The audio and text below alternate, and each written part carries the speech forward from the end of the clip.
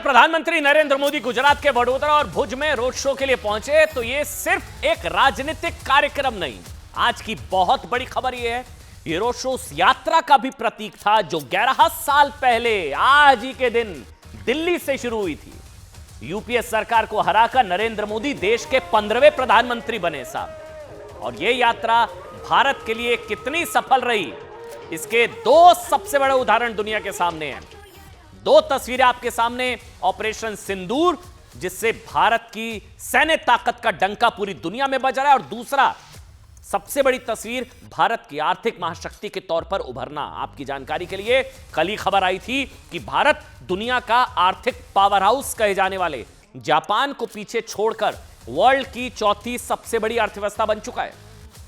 देखिए, जब भारत के आगे सिर्फ अब अमेरिका, चीन, जर्मनी है, भारत चौथे नंबर पर आ चुका है साहब। आपकी जानकारी के लिए सिर्फ नीति आयोग नहीं बल्कि आईएमएफ समेत दुनिया की कई बड़ी आर्थिक संस्थाएं मान रही हैं कि मोदी के तीसरे कार्यकाल के अंदर ही मोदी की गारंटी तीसरे कार्यकाल में तीसरी सबसे बड़ी अर्थव्यवस्था बनने की पूरी हो जाएगी 2028 तक।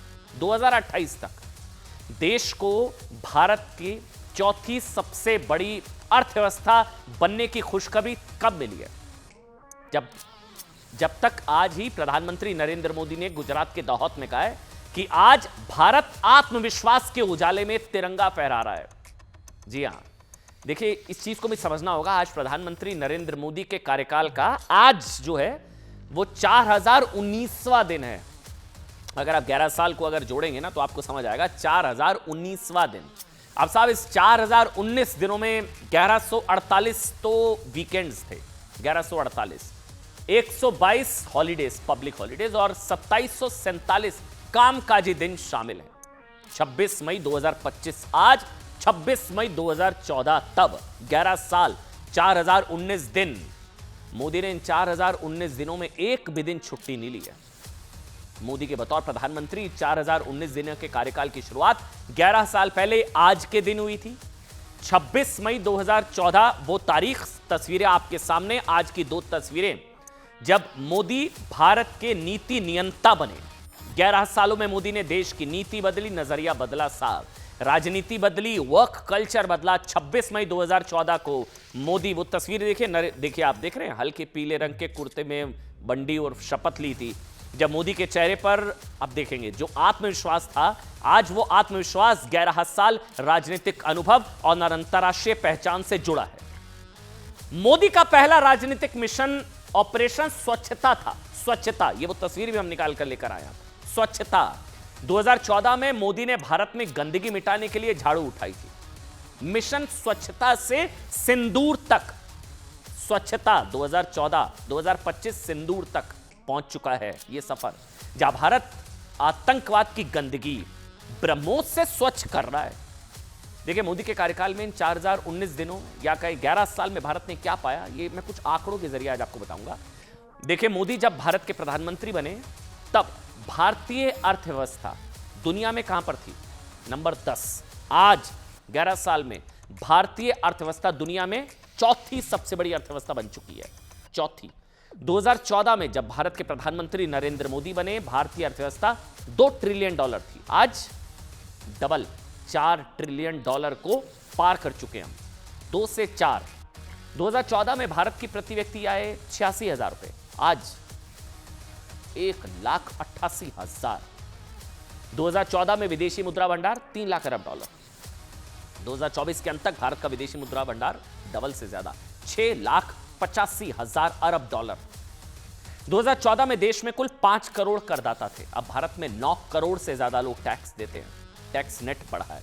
2014 में भारत का सेंसेक्स 21,000 के आसपास था, अब सेंसेक्स 82,000 के पास, 4 गुना।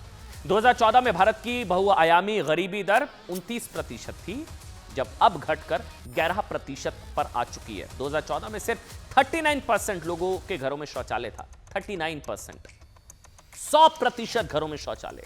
2014 से पहले भारत में सिर्फ 350 स्टार्टअप थे, ये बहुत बड़ी उपलब्धि है साहब, 350 स्टार्टअप थे। अब जानते हैं कितने? आंकड़ा पढ़िए आप, दिमाग घूम जाएगा। 1,61,000 स्टार्टअप भारत में। 2014 में भारत में 77 लाख विदेशी पर्यटक आए। 2024-25 में 192 लाख विदेशी पर्यटक भारत जो है वो आ चुके हैं। देखिए 11 साल की इसी उपलब्धि का जिक्र आज प्रधानमंत्री नरेंद्र मोदी ने भी किया। आज प्रधानमंत्री नरेंद्र मोदी गुजरात पहुंचे, आतंकवादियों को पालने वाले पाकिस्तान से भी सवाल किया प्रधानमंत्री नरेंद्र मोदी ने सीधा। क्या पाया आपने?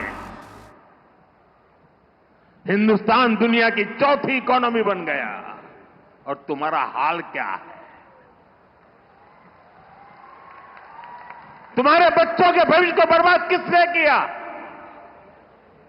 तुम्हें दर दर भटकने के लिए मजबूर किसने किया? ये आतंकवाद के आकाओं ने। भारत टूरिज्म पर विश्वास करता है। टूरिज्म लोगों को जोड़ता है, लेकिन पाकिस्तान जैसा देश भी है जो टेररिज्म को ही टूरिज्म मानता है, और ये दुनिया के लिए बहुत बड़ा खतरा है। देखिए इसको समझिए आप कि मोदी के नेतृत्व में दुनिया में भारत को पहचान मिली है, बदली है। अब दुनिया भारत को बड़े फैसले, कड़े फैसले वाले देश के रूप में जानती है। दुनिया में अभी तक सिर्फ 2 देश ऐसे हैं जिन्होंने कहा कि देश पर हमले का बदला लेने के लिए वो किसी भी हद या दुनिया के किसी भी कोने तक जाएंगे। एक देश था अमेरिका, जिसके तत्कालीन राष्ट्रपति जॉर्ज बुश ने 9/11 अटैक के बाद कहा था कि आतंकी दुनिया के किसी भी कोने में हो वो बच नहीं पाएंगे। दूसरा देश है भारत साहब, जिसने 22 अप्रैल को एक रेड लाइन ड्रॉ कर दी है, खींच दी है पहलगाम नरसंहार के बाद, कि हम दुनिया के आखिरी छोर तक आतंकवादियों को ढूंढेंगे, उन्हें कल्पना से परे सजा देंगे, और दी भी। ये देश ही नहीं, दुनिया मानती है कि मोदी के अलावा ऑपरेशन सिंदूर लॉन्च करना और डंके की चोट पर पाकिस्तान में घुसकर आतंकवादियों को ठोकना किसी और सरकार के बस की बात थी ही नहीं। बहुत तुलना की जा रही कि मोदी ना होते, मनमोहन होते या कोई और प्रधानमंत्री होते तो क्या ये सब हो पाता। ऑपरेशन सिंदूर के अलावा मोदी कई बड़े और कड़े फैसले ले चुके हैं। 11 साल, जिन 11 सालों का मैं जिक्र कर रहा हूं, जिन पर हाथ रखने से भी देश की दूसरी राजनीतिक पार्टियां कांपती थी, हाथ कांपते थे। 370 भूल जाइए, राम मंदिर भूल जाइए। मोदी के कार्यकाल में देश में पहली बार नोटबंदी हुई। सोचिए, नोटबंदी, पहली बार पीओके में घुसकर स्ट्राइक हुई, पहली बार किसी सरकार ने हिम्मत दिखाकर जम्मू कश्मीर से अनुच्छेद 370 हटाया, पहली बार पाकिस्तान को सबक सिखाने के लिए सिंधु जल समझौते को रोका गया, पहली बार देश की मुस्लिम बेटियों को ट्रिपल तलाक के बिद्दत से मुक्ति मिली, पहली बार नागरिकता कानून के तहत पाकिस्तान, बांग्लादेश, अफगानिस्तान के गैर मुस्लिम पीड़ितों को नागरिकता मिली, और सबसे बड़ा 497 वर्षों के संघर्ष के बाद मोदी सरकार में ही राम मंदिर निर्माण हुआ ना। देखिए, नया भारत है जो कहता है करके दिखाता है। पहलगाम के बाद मोदी ने भी कहा था साहब कि मिट्टी में मिला देंगे, और मिला दिया।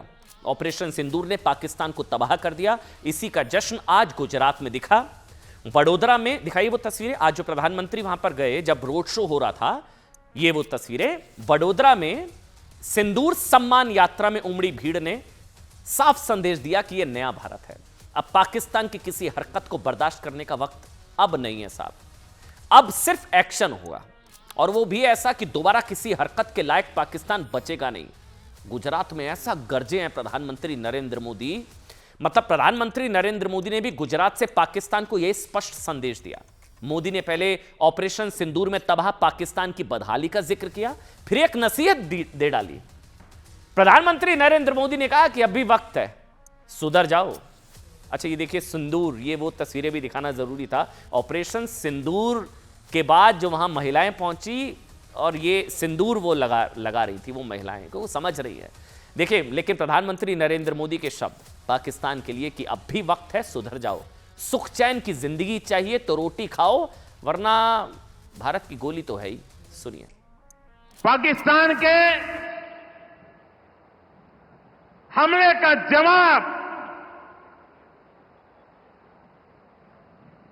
हमने इतनी ताकत से दिया कि उनके सारे एयरबेस आज भी आईसीयू में पड़े हैं, आज भी आईसीयू में पड़े हैं। और तब जाकर के पाकिस्तान शरणागति के लिए मजबूर हो गया। पाकिस्तान को लगा बच नहीं सकते, भारत ने रौद्र रूप दिखा दिया है। पाकिस्तान को आतंक की बीमारी से मुक्त करने के लिए पाकिस्तान के अवाम को आगे आना होगा, पाकिस्तान के नौजवानों को आगे आना होगा। सुख चैन की जिंदगी जियो, रोटी खाओ, वरना मेरी गोली तो है ही। देखिए, पाकिस्तानियों को कहा रोटी खाओ वरना गोली तो है ही, सुधर जाओ साहब। देखिए, आपको बता दें, ऑपरेशन सिंदूर की कामयाबी पर देश भर में जश्न के साथ तिरंगा यात्रा निकल रही है। इस बीच आज की एक और बड़ी तस्वीर ये देखिए आपके सामने। गुजरात के वडोदरा में आज सिंदूर सम्मान यात्रा निकाली गई, जिसमें प्रधानमंत्री नरेंद्र मोदी तो थे। 1 किलोमीटर लंबी सिंदूर सम्मान यात्रा में हजारों की संख्या में लोग शामिल हुए। खास बात क्या रही? सबसे बड़ी हिस्सेदारी एक तो महिलाओं की थी। यात्रा के दौरान मौजूद महिलाएं अपने माथे पर सिंदूर लगाती दिखी।